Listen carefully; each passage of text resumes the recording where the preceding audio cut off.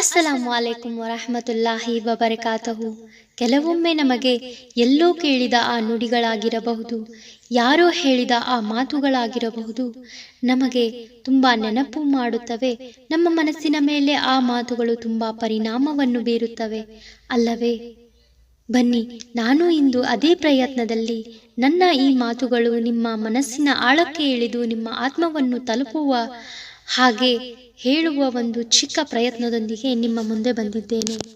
ನಾವು ನಮ್ಮ ಮನಸ್ಸಿನ ಪರಿಸ್ಥಿತಿ ಹೇಗೆ ಇದೆ ಎಂಬುದನ್ನು ನಾವು ಪ್ರತಿ ಕ್ಷಣವೂ ನಮ್ಮ ಮನಸ್ಸಿನ ಭಾವನೆಗಳನ್ನಾಗಿರಬಹುದು, ಮನಸ್ಸಿನ ಪರಿಸ್ಥಿತಿಯಾಗಿರಬಹುದು, ನಮ್ಮ ಮನಸ್ಸು ಯಾವ ದಾರಿಯಲ್ಲಿ ಸಾಗುತ್ತಿದೆ ಎಂದು ನಾವು ಪ್ರತಿ ಕ್ಷಣವೂ ನಮ್ಮ ಮನಸ್ಸಿನ ವಿಶ್ಲೇಷಣೆಯನ್ನು ಮಾಡುತ್ತಾ ಇರಬೇಕು. ಹಾಗಾದರೆ ನಾವು ಕೊನೆಯ ಸಾರಿ ನಮ್ಮ ಮನಸ್ಸಿನ ಒಂದು ಪರಿಸ್ಥಿತಿಯನ್ನು ಹೇಗೆ ಇದೆ ಎಂದು ನಾವು ಕೊನೆಯ ಸಾರಿ ಯಾವಾಗ ನೋಡಿದ್ದೇವೆ ಎಂದು ಒಂದು ನಿಮಿಷ ಯೋಚನೆ ಮಾಡಿ. ನಿಮ್ಮ ಮನಸ್ಸಿಗೆ ಇಂದು ನೀವು ಏನು ತಿನ್ನಿಸಿದ್ದೀರಿ? ಆಶ್ಚರ್ಯವಾಗಬೇಡಿ. ಮನಸ್ಸಿಗೂ ಆಹಾರದ ಅವಶ್ಯಕತೆ ಇದೆ, ಆದರೆ ನಾವು ಅದಕ್ಕೆ ಕೊಡುವ ಆಹಾರ ಅನ್ನವಾಗಿರುವುದಿಲ್ಲ. ನಾವು ಪ್ರತಿದಿನ ನೋಡುವ ದೃಶ್ಯಗಳು, ಕೇಳುವ ಮಾತುಗಳು, ಯೋಚಿಸುವ ಆಲೋಚನೆಗಳು ಇವೆಲ್ಲವೂ ನಮ್ಮ ಮನಸ್ಸಿನ ಆಹಾರವಾಗಿದೆ. ಹಾಗಾದರೆ ನಿಮ್ಮ ಮನಸ್ಸು ಇಂದು ಆರೋಗ್ಯಕರವಾಗಿದೆಯಾ, ಅಥವಾ ನಾವು ಗೊತ್ತಿಲ್ಲದೆ ಅದನ್ನು ವಿಷದಿಂದ ತುಂಬಿದ್ದೀವಾ? ನಾವು ನಮ್ಮ ಮನಸ್ಸಿನ ಆಹಾರವನ್ನು ಶುದ್ಧವಾಗಿ ಇಟ್ಟುಕೊಳ್ಳಬೇಕು ಎಂದರೆ ಆ ಅಲ್ಲಾಹನು ಪ್ರತಿ ಸಲ ನಮ್ಮ ಮುಂದೆ ಎರಡು ದಾರಿಯನ್ನು ನೀಡುತ್ತಾನೆ. ಒಂದು ಸರಿ ಮತ್ತು ತಪ್ಪು, ಇನ್ನೊಂದು ಒಳ್ಳೆಯದ್ದು ಮತ್ತು ಕೆಟ್ಟದ್ದು. ಇದನ್ನು ಯೋಚಿಸುವ ಶಕ್ತಿ ಆ ಅಲ್ಲಾಹನು ನಮಗೆ ನೀಡಿದ್ದಾನೆ. ಇದನ್ನು ಅರ್ಥ ಮಾಡಿಕೊಳ್ಳುವಂತಹ ಶಕ್ತಿಯನ್ನು ಸಹಿತ ಆ ಅಲ್ಲಾಹನು ನಮಗೆ ನೀಡಿದ್ದಾನೆ. ಹಾಗಾಗಿ ನಾವು ಪ್ರತಿ ಸಲ ನಮ್ಮ ಮನಸ್ಸಿಗೆ ಇಷ್ಟವಾಗುವ ಆ ಒಳ್ಳೆಯತನವನ್ನು, ಸರಿಯಾದ ದಾರಿಯನ್ನು ಆಯ್ಕೆ ಮಾಡಿಕೊಳ್ಳುತ್ತಾ ಅದೇ ದಾರಿಯಲ್ಲಿ ನಾವು ನಡೆಯುತ್ತಾ ನಮ್ಮ ಮನಸ್ಸಿಗೆ ಒಳ್ಳೆಯ ಆಹಾರವನ್ನು ನೀಡುತ್ತಾ ಹೋದಂತೆ ನಮ್ಮ ಮನಸ್ಸು ಸಹಿತ ಒಳ್ಳೆಯದಾಗಿ ಒಳ್ಳೆಯ ಆತ್ಮದೊಂದಿಗೆ ಸೇರಿಕೊಳ್ಳುತ್ತೆ. ಆ ಅಲ್ಲಾಹನು ಇಷ್ಟಪಡುವಂತಹ ಆತ್ಮವಾಗುತ್ತದೆ, ಮನಸ್ಸಾಗುತ್ತದೆ. ಕೇವಲ ಒಳ್ಳೆಯದನ್ನೇ ನಾವು ಈ ಜಗತ್ತಿನಲ್ಲಿ ಹೇಗೆ ಪಡೆಯಬೇಕು ಎಂದು ನಿಮ್ಮ ಮನಸ್ಸಿನಲ್ಲಿ ಒಂದು ಪ್ರಶ್ನೆ ಮೂಡಿದರೆ, ನೀವು ಒಂದು ಸಲ ಆ ಜೇನುನೊಣದ ಭವಿಷ್ಯವನ್ನು, ಜೀವನವನ್ನು ನೋಡಿದಾಗ ನಿಮಗೆ ಅರ್ಥವಾಗುತ್ತದೆ. ಆ ಜೇನುನೊಣ ಕೇವಲ ಈ ಪ್ರಕೃತಿಯಲ್ಲಿ ಏನೆಲ್ಲ ಇದ್ದರೂ ಅದು ಕೇವಲ ಹೂಗಳನ್ನು ಮಾತ್ರ ಹುಡುಕುತ್ತಾ ಹೋಗುತ್ತದೆ. ಆ ಹೂವುಗಳಿಗೂ ಸಹಿತ ತೊಂದರೆಯನ್ನು ನೀಡದೆ ಅದರಲ್ಲಿ ಇರುವ ಸ್ವಲ್ಪ ರಸವನ್ನು ತೆಗೆದುಕೊಂಡು ಬಂದು ಶುದ್ಧ ಪರಿಶುದ್ಧವಾದ ಜೇನುತುಪ್ಪವನ್ನು ತಯಾರಿಸುವುದೇ ಅದರ ಗುರಿಯಾಗಿರುತ್ತದೆ ಅಲ್ಲವೇ?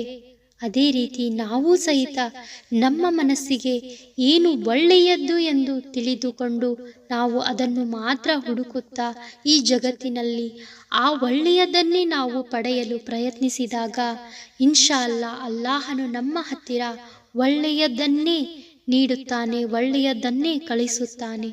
ನಾವು ಈ ರೀತಿ ಮಾಡದಿದ್ದರೆ ನಮ್ಮ ಮನಸ್ಸು ಸಹಿತ ಅನಾರೋಗ್ಯವನ್ನು ನೀಡುವಂತಹ ನೊಣದ ಜೀವನದಂತೆ ಆಗುತ್ತದೆ. ಆ ನೊಣ ಹೇಗೆ ಯಾವುದೇ ಒಂದು ಗುರಿಯನ್ನು ಇಟ್ಟುಕೊಳ್ಳದೆ, ಆಸೆಯನ್ನು ಇಟ್ಟುಕೊಳ್ಳದೆ, ತನ್ನ ಮನಸ್ಸು ಯಾವುದರ ಮೇಲೆ ಬರುತ್ತೋ ಆ ವಸ್ತುಗಳ ಮೇಲೆ ಕುಳಿತುಕೊಳ್ಳುತ್ತಾ ಹೋಗುತ್ತದೆ. ಹೇಸಿಗೆಯ ಮೇಲೆ ಆಗಿರಬಹುದು, ಹೆಣದ ಮೇಲೆ ಆಗಿರಬಹುದು, ತಿಪ್ಪೆಯ ಮೇಲೆ ಆಗಿರಬಹುದು, ಅದು ಯಾವುದು ಒಳ್ಳೆಯದು ಕೆಟ್ಟದ್ದು ಎನ್ನದೆ ಆ ನೊಣ ಕುಳಿತುಕೊಳ್ಳುತ್ತಾ ಹೋಗುತ್ತದೆಯೋ ಅದೇ ರೀತಿ ಜನಗಳಿಗೆ ಅದರಿಂದ ಅನಾರೋಗ್ಯ ಕಟ್ಟಿಟ್ಟ ಬುತ್ತಿ ಅಲ್ಲವೇ? ಹಾಗೆ ನಮ್ಮ ಮನಸ್ಸು ಕೂಡ ನಾವು ಒಳ್ಳೆಯದು ಕೆಟ್ಟದ್ದು ಯಾವುದು ಯೋಚಿಸದೆ ಎಲ್ಲವನ್ನು ಮಾಡುತ್ತಾ ಹೋದರೆ ನಾವು ಈ ಸಮಾಜಕ್ಕೆ ಒಂದು ಕೆಟ್ಟ ರೋಗವಾಗಿ ಕಾಡುತ್ತೇವೆ. ಅಷ್ಟೇ ಅಲ್ಲದೆ ನಮ್ಮಿಂದ ಯಾರಿಗೂ ಉಪಯೋಗವಾಗುವುದಿಲ್ಲ. ಯಾರಿಗೂ ಯಾಕೆ, ನಾವು ನಮಗೂ ಸಹಿತ ಯಾವುದೇ ಒಂದು ಲಾಭವನ್ನು ಪಡೆಯುವುದಿಲ್ಲ. ಹಾಗಾಗಿ ನಾವು ನಮ್ಮ ಮನಸ್ಸನ್ನು ನಮ್ಮ ಹತೋಟಿಯೊಳಗೆ ಇಟ್ಟುಕೊಂಡು ಅದನ್ನು ನಾವು ಒಳ್ಳೆಯ ದಾರಿಗೆ, ಒಳ್ಳೆಯ ವ್ಯಕ್ತಿತ್ವಕ್ಕೆ, ಒಳ್ಳೆಯ ವಿಷಯಗಳಿಗೆ ನಾವು ಬಯಸುತ್ತಾ ಅದರ ಮೇಲೆ ನಡೆಯುತ್ತಾ ಹೋದರೆ ನಾವು ಈ ಸಮಾಜಕ್ಕೆ ಉತ್ತಮವಾದ ಜೇನುತುಪ್ಪವಾಗಿ ಉಪಯೋಗವಾಗುತ್ತೇವೆ ಅಲ್ಲವೇ? ನಮ್ಮ ಹೃದಯ ಒಂದು ತೋಟದಂತಿದೆ. ನಾವು ಅದರಲ್ಲಿ ಒಳ್ಳೆಯ ಹೂಗಳನ್ನು ಬೆಳೆಸದೇ ಇದ್ದರೆ ಕಳೆ ತಾನಾಗಿಯೇ ಬೆಳೆಯುತ್ತದೆ. ನಾವು ನಮ್ಮ ಮನಸ್ಸಿಗೆ ಒಳ್ಳೆಯ ಬೆಳಕನ್ನು ಬಿಡದೇ ಇದ್ದರೆ ಕತ್ತಲೆ ತಾನಾಗಿ ಆ ಜಾಗದಲ್ಲಿ ಆವರಿಸಿಕೊಳ್ಳುತ್ತದೆ. ಆದ್ದರಿಂದ ನಿಮ್ಮ ಮನಸ್ಸನ್ನು ಯಾರ ಕೈಗೆ ಸಂಪೂರ್ಣವಾಗಿ ಕೊಡಬೇಡಿ. ಯಾರಾದರೂ ನಿಮ್ಮನ್ನು ನೋಯಿಸಿದರೆ ಅವರ ಕಹಿಯನ್ನು ನಿಮ್ಮ ಹೃದಯದಲ್ಲಿ ಇಟ್ಟುಕೊಂಡು ನೀವು ನಿಮ್ಮ ಜೀವನವನ್ನೇ ಕಹಿಯಾಗಿಸಿಕೊಳ್ಳಬೇಡಿ. ಅವರು ನಿಮ್ಮನ್ನು ನೋಯಿಸಿದ್ದಾರೆ ಎಂಬುದು ಅವರ ಕತೆ. ಆ ನೋವಿನ ನಂತರ ನೀವು ಯಾರಾಗುತ್ತೀರಿ ಎಂಬುದು ನಿಮ್ಮ ಕತೆ. ಮತ್ತೆ ಒಂದು ದಿನ ನಾವು ಈ ಜಗತ್ತನ್ನೇ ಬಿಟ್ಟು ಹೋಗುವಾಗ ನಮ್ಮ ಬಳಿ ಎಷ್ಟು ಹಣವಿತ್ತು, ನಾವು ಎಷ್ಟು ಹಣ ಗಳಿಸಿದ್ದೇವೆ ಎಂಬುದು ಮುಖ್ಯವಾಗುವುದಿಲ್ಲ.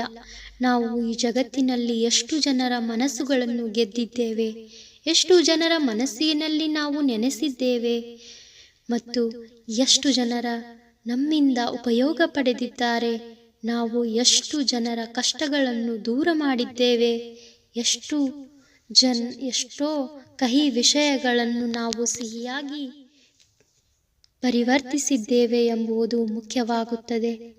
ಇದೇ ನಮ್ಮ ಗುರಿಯಾಗಿರಬೇಕು. ನಾವು ಈ ಜಗತ್ತಿನಲ್ಲಿ ಒಂದು ಒಳ್ಳೆಯ ಹೂವಿನಂತೆ ಜೀವನ ಮಾಡಿ ಆ ಅಲ್ಲಾಹನ ಬಳಿ ಹೋದಾಗ ಅಲ್ಲಾಹನು ಸಹಿತ ನಮ್ಮಿಂದ ರಾಜಿಯಾಗುತ್ತಾನೆ. ಇಂತಹ ಆತ್ಮವನ್ನು ಪಡೆಯುವಂತಹ ಶಕ್ತಿಯನ್ನು ಆ ಅಲ್ಲಾಹನು ನಮ್ಮೆಲ್ಲರಿಗೂ ನೀಡಲಿ ಎಂದು ನಾವು ಅಲ್ಲಾಹನ ಬಳಿ ದುವಾ ಮಾಡೋಣ ಮತ್ತು ಒಳ್ಳೆಯ ಆತ್ಮಗಳಾಗೋಣ ಎಂದು ಬಯಸುತ್ತಾ ಈ ವಿಡಿಯೋವನ್ನು ನಾನು ಇಲ್ಲಿಗೆ ಮುಗಿಸುತ್ತಾ ಇದ್ದೇನೆ. ಅಸ್ಸಲಾಮು ಅಲೈಕುಂ ವರಹಮತುಲ್ಲಾಹಿ ವಬರಕಾತುಹು.